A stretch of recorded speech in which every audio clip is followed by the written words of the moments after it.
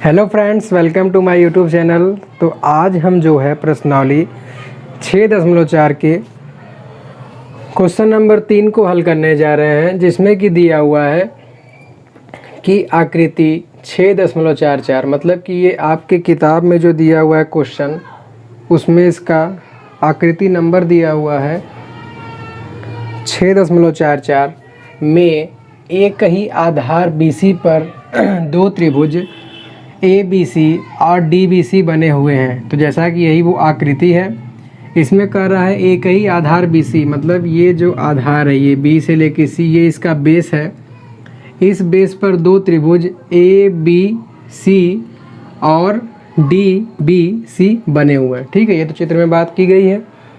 फिर क्या कह रहा है कि यदि ADBC को बिंदु O पर प्रतिच्छेद करे, कि ADBC को बिंदु O पर प्रतिच्छेद करे, तो दर्शाइए कि एरिया त्रिभुज ABC मतलब कि इस ऊपरी वाले भाग में बने हुए त्रिभुज, इसको छुपा दें तो ऊपरी वाले भाग में बने त्रिभुज का क्षेत्रफल बटे DBC का क्षेत्रफल बराबर होगा AO मतलब कि यहाँ से यहाँ तक बटे DO मतलब कि यहाँ से यहाँ तक के अनुपात के। तो यही हमको सिद्ध करके दिखाना है। तो क्वेश्चन में क्या दिया है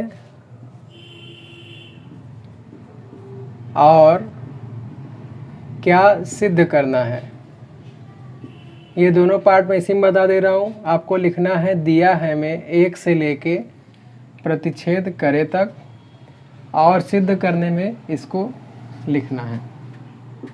मैं यहाँ डायरेक्ट आपको उपपत्ति मतलब कि प्रूफ बता रहा हूँ। तो हेडिंग डाल लीजिए उपपत्ति।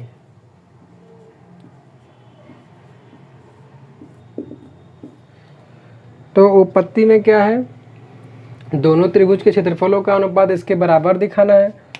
तो हम दोनों त्रिभुज का क्षेत्रफल लेते हैं, मतलब एरिया ABC बटे में एरिया DBC। तो किसी त्रिभुज का क्षेत्रफल हम क्या जानते हैं, आधार गुणित ऊंचाई। तो हमें तो पता है कि दोनों का एक ही आधार BC है, तो आधार तो हम यही लेंगे, लेकिन ऊंचाई में पता नहीं है। तो ऊंचाई की जगह हम यहाँ ड्रा कर लेते हैं, क्योंकि लंबवत ऊंचाई चाहिए जो कि इससे 90 डिग्री बनाए। तो इसको मान लेते हैं AP, और उसी तरीके से यहाँ पर नीचे वाले त्रिभुज बना लेते हैं, इसको मान लेते हैं DM। ठीक है, तो अब हो गया त्रिभुज ABC के लिए आधार BC और लंबवत ऊंचाई AP।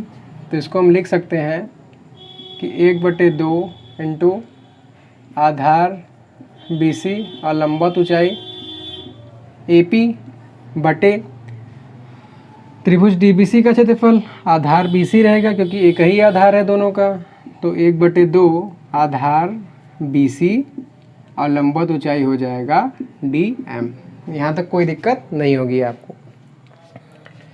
तो यहाँ हम देख रहे हैं 1/2 से 1/2 कैंसिल, BC से BC कैंसिल।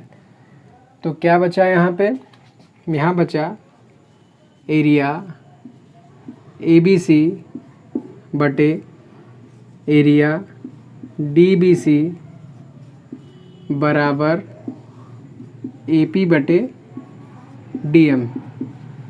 तो सर दिक्कत हो गया, सिद्ध तो हमको करना है AO बटे DO। इसमें क्वेश्चन में आपने अभी बताया है और आपने दिखा दिया AP बटे DM। कोई बात नहीं, इसको भी देख लेते हैं।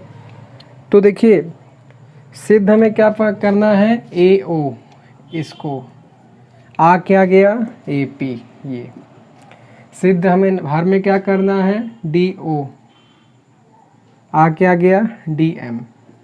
तो करेंगे क्या कि इन दोनों भुजाओं से बनने वाला एक त्रिभुज लेंगे और इन दोनों भुजाओं से बनने वाला एक त्रिभुज।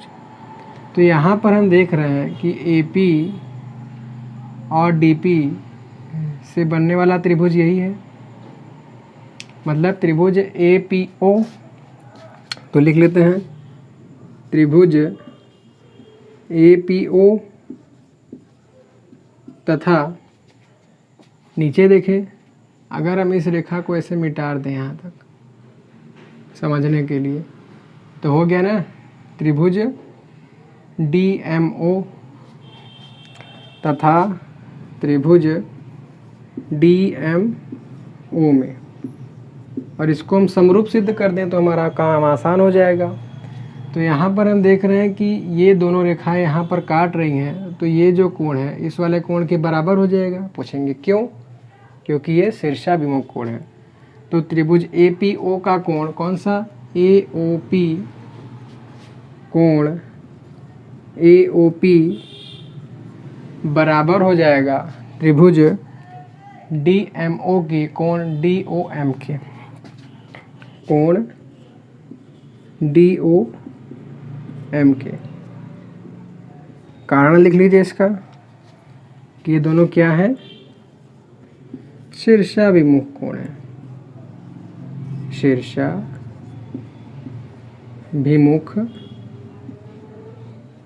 कोण। अब किसी तरीके से एक कोण अगर हम और दिखा देते हैं तो समरूपीय हो जाएगा। तो जैसा कि अभी हमने लंबवत ऊंचाई खींची है भाई, तो ये तो 90 डिग्री का है ना, और ये भी 90 डिग्री का है, तो काम हो गया। त्रिभुज APO में कोण APO बराबर कोण त्रिभुज DMO में कोण DMO क्या है? सभी जो है 90 डिग्री है, 90 डिग्री। बस भाई सिद्ध हो गया, कोई टेंशन नहीं। तो यहाँ हम लिख सकते हैं, इसलिए एंगल समरूपता से त्रिभुज APO,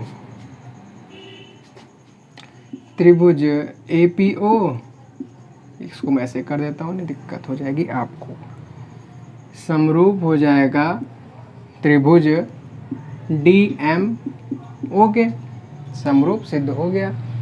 और जब कोई दो त्रिभुज एक दूसरे के समरूप होते हैं तो उनकी संगत भुजाओं का अनुपात भी बराबर होता है।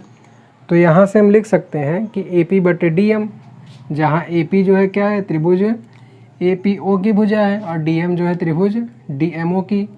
तो लिख सकते हैं इसलिए AP/DM बराबर हो जाएगा, जो हमें सिद्ध करना है AO/DO। तो AO इसकी भुजा है त्रिभुज APO की, AO, और DO इसकी भुजा है बटे DO के।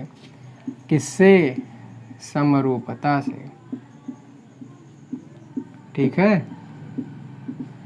और इसको हम मान लेते हैं, ये पहले में कुछ माना नहीं है, तो ये मान लेते हैं समीकरण 1, और ये मान लेते हैं समीकरण 2। तो अब AP/DM इसके बराबर हो गया। तो यहाँ पे अब समीकरण 1 व 2 से क्या हो जाएगा? एरिया ABC बटे एरिया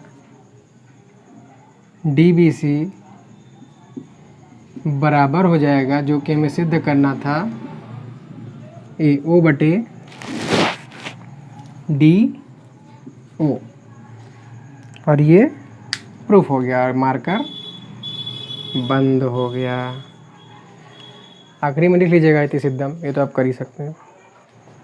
तो फ्रेंड्स, इस तरीके से हमारा क्वेश्चन नंबर 3 भी सॉल्व हो जाता है। आशा करता हूँ कि बताया गया सवाल आपको समझ में आया होगा। तो प्लीज़ वीडियो को लाइक, शेयर और चैनल को सब्सक्राइब जरूर कीजिएगा। आपको कैसा लगा इसका सॉल्यूशन अपने कमेंट के माध्यम से हमको ज़रूर बताइएगा, जिससे कि हम इसमें और इम्प्रूवमेंट कर सकें।